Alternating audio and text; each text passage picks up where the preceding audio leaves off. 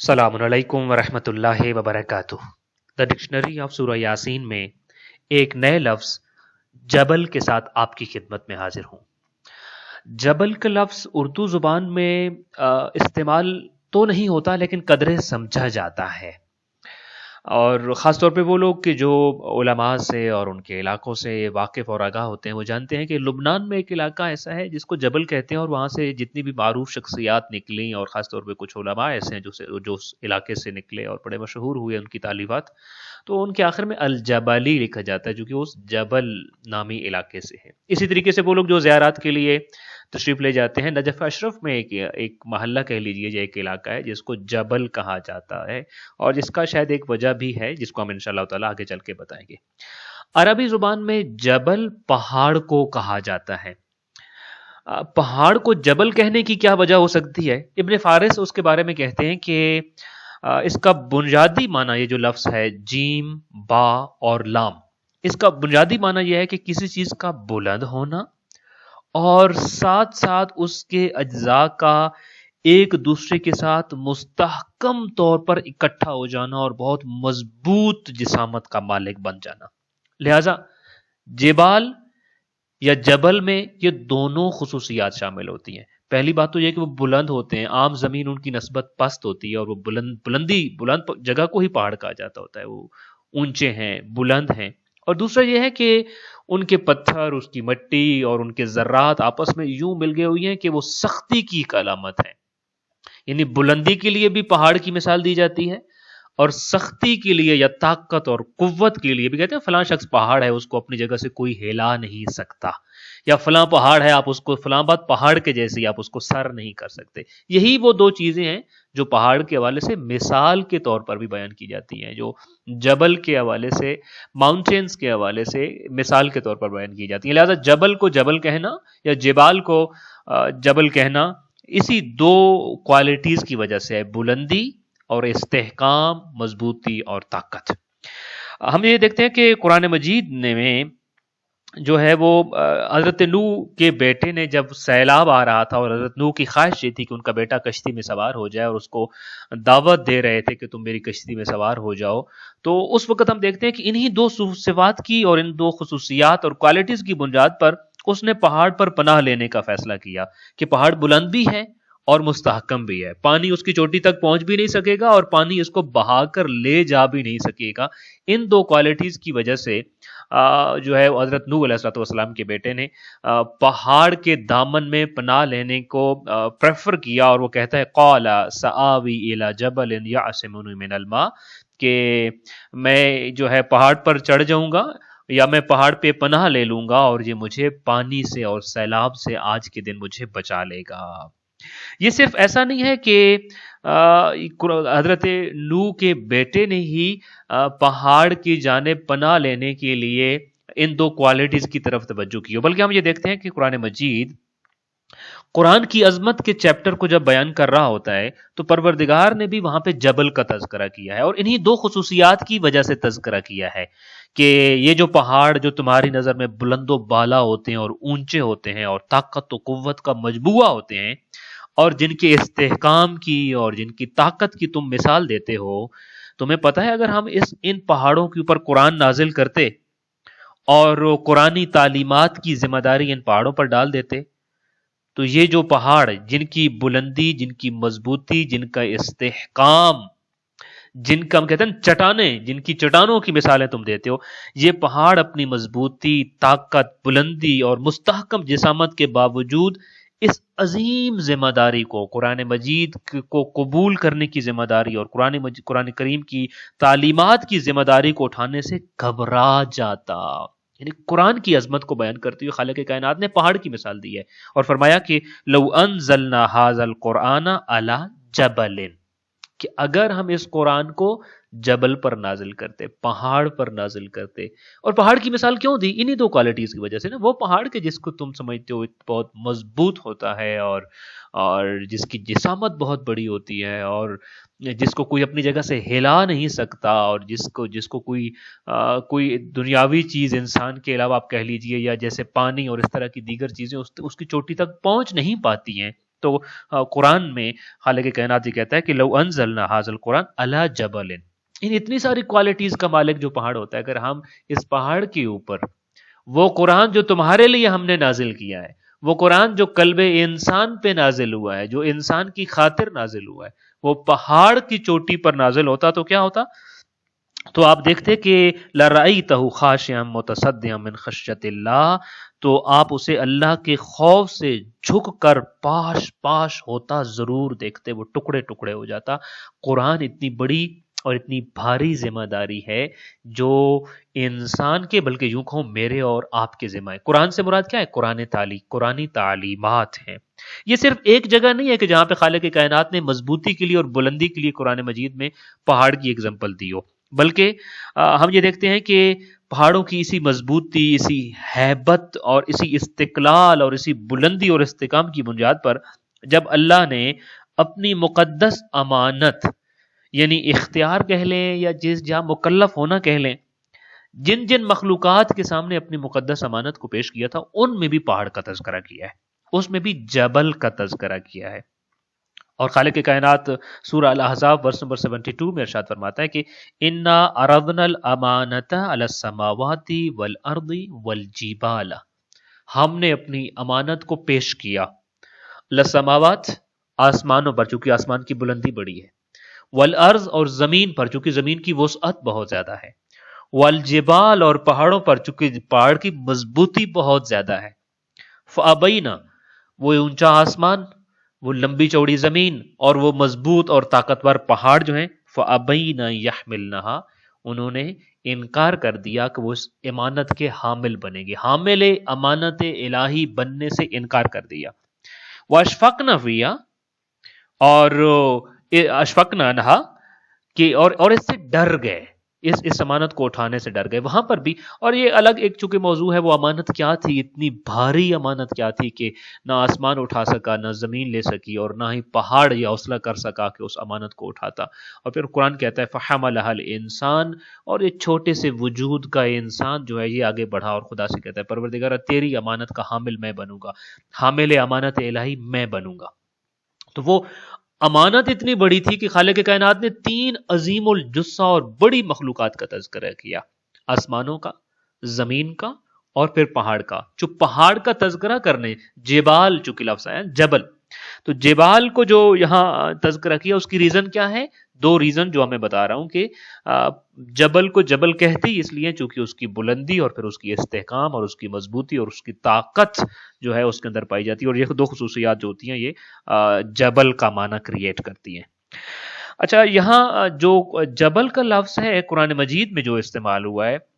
3 معنی میں ہوا ہے۔ دوسرا جو معنی ہے جبل کا یا اس کے جو روٹ لیٹرز ہیں اس کا، وہ بنتا ہے کہ البتہ وہ پھر میں عرض کروں کہ وہ ڈیرائیو اسی سے ہوا ہے، پہاڑوں سے ہی ڈیرائیو ہوا ہے، چونکہ عربی زبان کی ایک کوالٹی یہ ہے کہ جب وہ ریزیمبلنس بعض چیزوں میں زیادہ آتا ہے تو اس ریزیمبلنس کی وجہ سے معنی ایک جگہ سے دوسری جگہ ٹرانسفر کرتا ہے، بعض اوقات دوسری جگہ سے تیسری جگہ تک بھی ٹرانسفر کرتا ہے۔ تو اس پہلا معنی یہ تھا کہ ایک ایسی چیز جو جسامت میں، طاقت میں، بلندی میں، استحکام میں اپنی مثال آپ ہو، اس کو ہم نے جبل کہا۔ اب وہاں سے معنی آگے ٹرانسفر کرتا ہے کہ پہاڑوں کی اسی بڑی طاقت اور جسامت اور رعب اور ہیبت اور عظمت کی وجہ سے انسانوں کی بڑی جماعت کو بھی جبل کہتے ہیں۔ وہ معنی جو پہاڑ کے اندر پہاڑ کی چند کوالٹیز تھی، جب انسانوں میں وہ آئیں اور انسان کی ایک ایسی جماعت جو آپ کہہ لیجیے بڑی عظیم جماعت ہے اور جو بڑی طاقتور جماعت ہوں اور لوگوں کا ایک ایسا گروہ کہ جس میں تعداد بہت زیادہ ہو اور ان کے اندر عظمت بہت زیادہ ہو، ان کی بڑائی بہت زیادہ ہو، تو ایسی لوگوں کا گروپ اور ایسی جماعت کے جن کی تعداد، جن کی بڑائی اور جن کی عظمت کا تصور بھی جن کے اندر موجود ہو، تو لوگوں کی ایسی کمیونٹی کو، ایسے گروپ کو، ایسی جماعت کو بھی کہ جو اپنی بڑائی میں پہاڑ کی مثال ہوتے ہوں، ان کو بھی جبل کہا جاتا ہے۔ اور سورہ یاسین میں یہی لفظ استعمال ہوا ہے جہاں سے ہم جبل کے روٹ لیٹرز کو یہاں پہ اسٹڈی کر رہے ہیں۔ سو ارشاد قدرت ہوتا ہے کہ وَلَقَدْ أَضَلَّ مِنْكُمْ جِبِلًّا كَثِيرًا، یہ ورس نمبر 62 سورہ یاسین۔ کہ اور اس نے تم میں سے بہت سی خلقت کو گمراہ کر دیا، بہت سارے کمیونٹی کو گمراہ کر دیا، بہت بڑی بڑی جماعتوں کو اور انسانوں کی بہت بڑی تعداد کو گمراہ کر دیا شیطان نے۔ سو جبل اسی طرح سے پہاڑ کو ریفلیکٹ کر رہا ہے، جیسے پہاڑ بہت بڑا ہوتا ہے، بہت عظیم ہوتا ہے، بہت عظیم الجثہ ہوتا ہے، بہت بلند ہوتا ہے، تو اسی طریقے سے انسانوں کی بہت بڑی تعداد، انسانوں کے آپ کہہ لیجیے بہت بڑے انٹلیکچوئلز اور انسانوں کی بہت عظیم کمیونٹی جب کسی ایک جگہ پریزنٹ کرنا ہو تو اس کے لیے جبل کا لفظ استعمال ہوا ہے۔ سو قرآن کی اس آیہ میں یہ کہا جا رہا ہے کہ تمہارے انسانی معاشروں کے بڑے بڑے پہاڑ ایسے تھے جو شیطان کی شیطانی چالوں کے سامنے ریزہ ریزہ ہو گئے، اور اس نے ان تمام انسانی معاشروں کی جو ہے وہ دانشور لوگ اور ان کے عقل مند لوگ اور یہاں موجود زندگی گزارنے والے جتنے لوگ تھے ان کی بہت بڑی تعداد کو شیطان نے گمراہ کر دیا۔ ہر طبقہ فکر اور خاص طور پہ بہت بڑی تعداد کو ریپریزنٹ کرنے کے لیے یہاں لفظ جبل استعمال ہوا ہے، وَلَقَدْ أَضَلَّ مِنْكُمْ جِبِلًّا كَثِيرًا، کہ شیطان نے تمہارے اندر بہت بڑی کمیونٹی کو، بہت بڑی جماعت کو گمراہ کر دیا، اور جو اس کی گمراہی سے، اس کی چالوں سے اور اس کے وسوسے سے بچ گئے ہیں وہ بہت تھوڑے سے ہیں۔ یہ اس کا دوسرا معنی ہے۔ البتہ قرآن مجید میں بعض مفسرین نے اور بعض علماء نے یہ بھی کہا ہے کہ یہ لفظ ایک تیسرے معنی بھی استعمال ہوا ہے، تیسرے معنی میں بھی استعمال ہوا ہے۔ جب ہم نے سورہ یاسین کا ڈکشنری کو اسٹڈی کرنے کا پلان بنایا تو ہمارا مقصد یہ تھا کہ ہم چاہیں گے کہ یہاں کے وہ الفاظ جو اردو میں کم استعمال ہوتے ہیں ان کو اس طرح سے سمجھ لیں کہ قرآن میں جہاں کہیں استعمال ہو رہے ہوں ہم اس کے معنی سے فوراً آگاہ ہو رہے ہیں، اس لیے اس کے تمام معنی کو ہم ڈسکس کرتے ہیں اور جاننے کی کوشش کرتے ہیں تاکہ جب کبھی قرآن پڑھتے ہوئے کسی اور جگہ یہ الفاظ ہیں تو ہم ان کو فوراً سمجھ جائیں۔ بعض علماء اور مفسرین کا کہنا اور ان کا خیال یہ ہے کہ جیم، با اور لام یعنی جبل کا جو روٹ لیٹر ہے یہ ایک تیسرے معنی میں بھی قرآن مجید میں استعمال ہوا ہے، اور وہ معنی ہے جبلت، یا جس کو ہم فطرت کہتے ہیں، یا بعض اوقات جس کو ہم خلقت بھی کہتے ہیں۔ یہ ہماری خلقت یا تخلیق میں یہ بات شامل ہے، ہماری پیدائش میں یہ بات شامل ہے۔ اس کے لیے عربی زبان میں جبلت یا فطرت کے دو الفاظ استعمال ہوتے ہیں۔ اچھا، جبلت ہوتی کیا ہے یا فطرت کہہ لیں، اگرچہ جبلت اور فطرت میں ایک باریک سا فرق ہے، اور پھر جبلت اور عادت میں بھی فرق ہے، لیکن چونکہ ہمارا موضوع نہیں ہے لہٰذا ہم اس طرف نہیں جائیں گے، صرف اس آیا کو آپ کے سامنے پریزنٹ کریں گے کہ جو جیم، با اور لام سے بنتی ہے اور جس کا معنی کیا ہے، فطرت یا جبلت کو۔ جبلت ہوتا ہے کسی چیز کا پیدائشی اور بغیر سیکھا ہوا رجحان، ہر وہ رجحان جو ہمارے اندر پیدائشی طور پر موجود ہے اور بغیر سیکھے موجود ہے۔ جبلت صرف انسانوں کے ساتھ تعلق نہیں رکھتی بلکہ یہ حیوانات کے ساتھ بھی تعلق رکھتی ہے، یہاں تک کہ نباتات کے اندر بھی ان کی خاص جبلت پائی جاتی ہے۔ مثلا ایک چھوٹی سی چیز میں آپ کو اگر سامنے عرض کروں کہ یہ جو ہم لوگ ہمارے ہاں جو آرکیٹیکٹ ہوتے ہیں وہ مکان بنانا سیکھتے ہیں، اور جو مستری ہوتا ہے وہ یقینی طور پر یہ ہنر سیکھتا ہے تب جا کے مستری بنتا ہے، جو درزی ہوتا ہے وہ کپڑے سینا سیکھتا ہے تب جا کے درزی بنتا ہوتا ہے۔ یہ چیزیں ان کی جبلت میں نہیں ہیں۔ لیکن ایک چڑیا وہ جب اپنا گھونسلہ بناتی ہے تو کیا وہ کسی انسٹیٹیوٹ میں جاتی ہے کہ مجھے گھونسلہ بنانا سکھایا جائے، اور پرندوں کے کسی انسٹیٹیوٹ میں اس کو یہ بات سکھائی جاتی ہو؟ نہیں، بلکہ یہ چیز اس کی جبلت میں ہے۔ چونکہ میں نے جبلت کا معنی بھی آپ کے سامنے کیا ہے، جبلت کیا ہے؟ کسی چیز کا پیدائشی اور بغیر سیکھے ہوا رجحان، جس میں سیکھا ہوا نہیں ہونا شرط نہیں ہے، لہذا اس کے اندر ایک پیدائشی رجحان ہے، بنا سیکھے ایک رجحان ہے کہ وہ بہترین قسم کا گھونسلہ بنا سکتی ہے اپنے لیے، لہذا یہ بات اس کی جبلت میں ہے۔ یا اس کی ہم یوں کہہ سکتے ہیں، جبلت یہ ہے کہ ایک آٹومیٹک حرکت یا ایک خودکار تحرک یا خودکار تحریک جو انسانوں اور حیوانوں میں بنیادی ضروریات زندگی کی تسکین کے لیے موجود ہوتا ہے، جس کو سیکھنا نہیں پڑتا، جس کو کہیں سے جاننا نہیں پڑتا۔ مثلا اپنی فیملی سے مانوس ہونا، اس کے لیے آپ آٹومیٹکلی، بچہ جس فیملی میں پیدا ہوتا ہے، جن لوگوں میں پیدا ہوتا ہے، اسے بڑا مانوس ہوتا ہے۔ پھر اسی لیے اچھی اچھی چیزیں اپنے لیے پسند کرنا، اور پھر جنسی غریزہ، اولاد سے محبت، یہ وہ چیزیں ہیں جن کو اللہ نے انسان کی جبلت میں ڈالا ہے۔ اور بعض علماء نے بڑا خوبصورت جملہ کہا ہے کہ اگر جبلت اور فطرت سلیم ہو اور سالم ہو اور اس پہ ڈسٹ نہ پڑ چکی ہو تو یہ بات یاد رکھنا چاہیے کہ عبادت بھی انسان کی جبلت میں ہے۔ یہ سیکھنا نہیں پڑتا کہ مجھے اللہ کی عبادت کرنا پڑے گی، اس کے سامنے جھکنا پڑے گا، اس کے احکام کو ماننا پڑے گا، یہ میرے اندر کی آواز ہے۔ عبادت پروردگار یا عبودیت یا بندگی کرنا، تھینکفل ہونا، یہ انسان کی جبلت میں ہے، یہ بغیر سیکھے ہوا رجحان ہے، یہ پیدائشی رجحان ہے، اور یہ انسان کو سکون دینے والا رجحان ہے، چونکہ ہم نے یہی جبلت کی تعریف کی ہے. اینی ہاؤ سو تیسرا معنی اگر یہ خود آپ دیکھ لیجئے، جبل میں جو روٹ لیٹرز تھے جیم، با اور لام، وہ جبلت میں بھی پائے جاتے ہیں. لہذا تیسرے معنی کے حوالے سے یہ بعض علماء کا یہ ماننا اور کہنا ہے کہ جبلت کے معنی میں بھی یہ لفظ جبل کے روٹ لیٹر جو ہیں استعمال ہوئے ہیں، اور قرآن مجید کی ایک آیا ایسی ہے کہ جس میں یہ روٹ لیٹر جو ہے اس مادہ سے جبلت و فطرت کا معنی جو ہے وہ سمجھا جا سکتا ہے، اور وہ یہ ہے کہ وَاتَّقُوا الَّذِي خَلَقَكُمْ وَالْجِبِلَّةَ الْأَوَّلِينَ، اور اس ذات کا خوف کرو جس نے تمہیں پیدا کیا، اور ایک معنی یہ ہے اور گزشتہ نسلوں کو پیدا کیا. جبکہ جیسے میں نے عرض کیا، علماء کا ایک گروہ یا مفسرین کا ایک گروہ یہ کہتا ہے کہ وَالْجِبِلَّةَ الْأَوَّلِينَ کا معنی یہ ہے کہ وہ احوال جن پر لوگوں کو پیدا کیا گیا، یا وہ راستے جن پر چلنے کے لیے وہ فطرتاً پابند ہوتے ہیں، اور اس رستوں پہ اور اس سوچ کے ساتھ اور اس فطرت کے ساتھ پیدا کیا گیا. اینی ہاؤ، ابھی جیسے ہم نے آپ کے سامنے لفظ جبل کو پریزنٹ کیا ہے، یہ 3 معنی میں قرآن مجید میں استعمال ہوا ہے. اس کا پہلا معنی جو ہے وہ پہاڑ ہے اور ماؤنٹینز ہیں، اور اس کا ریزن بھی آپ کے سامنے عرض کیا کہ 2 کوالٹیز کی وجہ سے جبل کو جبل کہا جاتا ہے، بلندی اور استحکام. اور پھر البتہ انسانی معاشرے کی ایسی بڑی کمیونٹی اور ایسی بڑی تعداد کے جو پہاڑ کے جیسے زیادہ بھی ہو، طاقتور بھی ہو، اور بہت زیادہ تعداد میں ہو، تو ان کو بھی جبل کہا جاتا ہے. جیسا کہ سورہ یاسین میں یہ لفظ انہی معنی میں استعمال ہوا ہے کہ شیطان نے انسانی کمیونٹی اور انسانی معاشرے کی بہت بڑی تعداد اور بہت بڑے کمیونٹی کی اور بہت بڑے گروپس کو اور بہت زیادہ انسانوں کو گمراہ کر دیا. اور تیسرا معنی جو ہے وہ جبلت یا فطرت کے معنی میں استعمال ہوتا ہے، جیسا کہ قرآن مجید میں یہ ارشاد ہوا ہے کہ ہم نے تمہیں ایک خاص فطرت اور جبلت دے کر پیدا کیا ہے. اب جب کہ ہم نے جبل کا معنی جانا ہے، کیا اس میں کوئی ہمارے لیے میسج بھی ہے؟ آف کورس ہے. 3 میسج ہیں ہمارے لیے. پہلا میسج یہ ہے کہ جبل کو جبل اس لیے کہتے ہیں چونکہ وہ بلند بھی ہے اور مضبوط بھی ہے. لیکن قرآن نے یہ کہا ہے کہ پہاڑ سے بھی بلند اور پہاڑ سے بھی مضبوط انسان ہوتا ہے، چونکہ پہاڑ ہماری ذمہ داریوں کو نہیں اٹھا سکا مگر انسان نے ہماری ذمہ داریوں کو اٹھا لیا. تو اس لیے میں اور آپ پہاڑ سے بھی زیادہ طاقتور ہیں، ماؤنٹین سے بھی، جبال سے بھی زیادہ طاقتور ہیں، اور اس سے بھی زیادہ بلند منزلیں ہیں ہماری. ہمیں یہ جملہ ضرور، ہمیں بلند بلند پہاڑوں کو بھی دیکھ کے یہ سمجھنا چاہیے کہ ہم نے ان کو مسخر بھی کیا، اور اللہ کی جو ہے وہ شکر ہے، اور شکر ہے اس ذات کا کہ جس نے پہاڑ کی مثال دے کر بتایا کہ یہ پہاڑ اس انسان کے مقابلے میں کچھ نہیں ہے. تو مجھے اور آپ کو اتنا مضبوط ہونا ہوگا کہ ہم چٹان کی مثال نہ دیں، ہم پہاڑ کی مثال نہ دیں، بلکہ پہاڑ کے لیے انسان کی مثال ہونی چاہیے.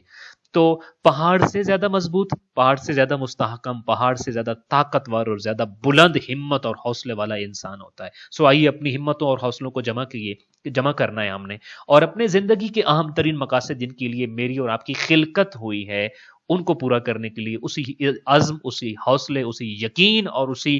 طاقت کی ضرورت ہے انشاءاللہ تعالی. ایک پیغام انشاءاللہ تعالی یہ. دوسرا یہ کہ جیسے ابھی ہم نے آپ کے سامنے عرض کیا کہ جو جبل کا دوسرا معنی ہے اس میں یہ کہ بہت بڑی تعداد کو، جبلن کثیرن کو شیطان نے گمراہ کیا ہے. سو ہمیں یہاں توجہ یہ اور کرنا ہے کہ شیطان ہر وقت ہمارے، دیکھیں کون سا وہ انسان ہے کہ جس کا دشمن اس پہ اٹیک کر رہا ہو اور وہ بے خبر بیٹھا ہوا اور وہ خواب غفلت میں ہو اور وہ متوجہ ہی نہ ہو. آپ مجھے بتائیے، روزانہ رات کو سونے سے پہلے ہمیں سوچنا ہوگا، ہمیں ہر روز اپنے آپ سے سوال کرنا ہوگا کہ آج شیطان نے مجھ پہ کتنے حملے کیے، اور ان حملوں میں سے میں نے کتنے حملوں کو پسپا کیا، اور کتنے حملوں میں میں ناکام ہوا اور شیطان نے وہ حملہ کامیاب کیا، اور فلاں موقع پہ میں شیطان کی چال کا شکار ہو گیا اور شیطان مجھے بہلا پھسلا کر فلاں گناہ کی طرف لے گیا. سو جبلن کثیرن، ان لوگوں سے ہمیں اپنے آپ کو بچانا ہے، اس گروپ سے بچانا ہے کہ جن کو شیطان اپنی مرضی کے مطابق، اشارے کے مطابق چلا رہا ہوتا ہے. اور تیسرا اور آخری پیغام میرے لیے اور آپ کے لیے یہ ہے، میرے اندر اور آپ کے اندر، ہم سب کے اندر خالق کائنات نے ایک حق کی آواز رکھی ہے جس کا نام جبلت ہے، جس کا نام فطرت ہے. ہمیں اپنی فطرت کو زندہ رکھنا ہے. فطرت سلیمہ کو زندہ رکھنا ہے. فطرت سلیمہ کی راہ پہ چلتے ہوئے انسان کبھی بھی ناکام نہیں ہوتا. دعائے خالق کائنات ہمیں اپنی زندگی میں بہترین صلاحیتوں کا استعمال کرنے اور تعلیمات محمد و آل محمد اور قرآنی تعلیمات پہ عمل کرنے اور اپنے آپ کو پہاڑوں سے بھی بلند کرنے اور اس کی ہمت اور حوصلے سے بھی زیادہ بلند کرنے کی توفیق عطا فرمائے. السلام علیکم ورحمۃ اللہ وبرکاتہ.